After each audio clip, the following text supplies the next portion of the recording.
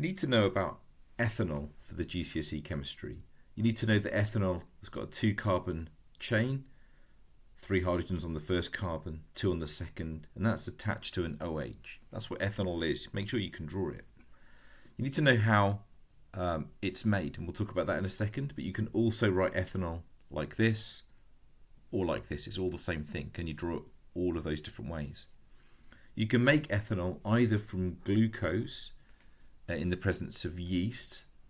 That, by the way, produces carbon dioxide as a byproduct, which is why lots of drinks like champagne and beer are fizzy. They've got carbon dioxide in from the fermentation process.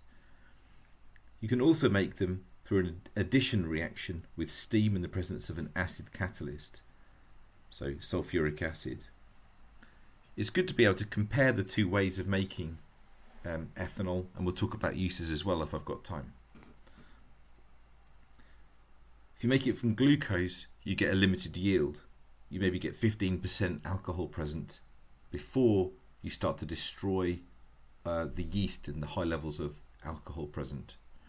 You then have to distill the ethanol from the watery mixture, so that requires a bit of energy.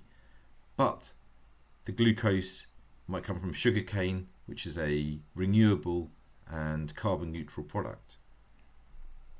Or if you haven't got supplies of glucose, you can make alcohol with 100% atom economy in very high yields by using steam in a catalyst.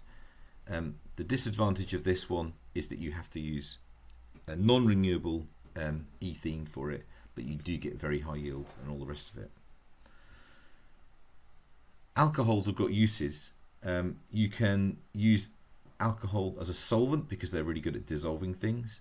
You can use it to as a fuel because it can undergo complete combustion quite readily to give carbon dioxide and water.